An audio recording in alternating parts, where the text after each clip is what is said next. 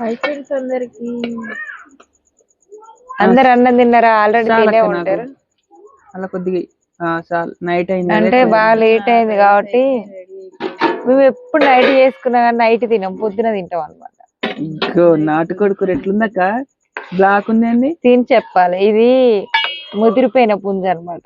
ముదిరిపోయిన ముంజ మనుషులు తాటి కూడా ముంజ. అంటారుగా ముదిరిపోయిన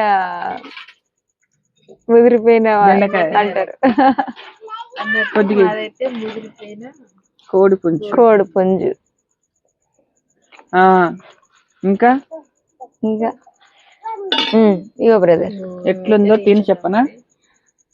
తిని చెప్పాలి మీరే.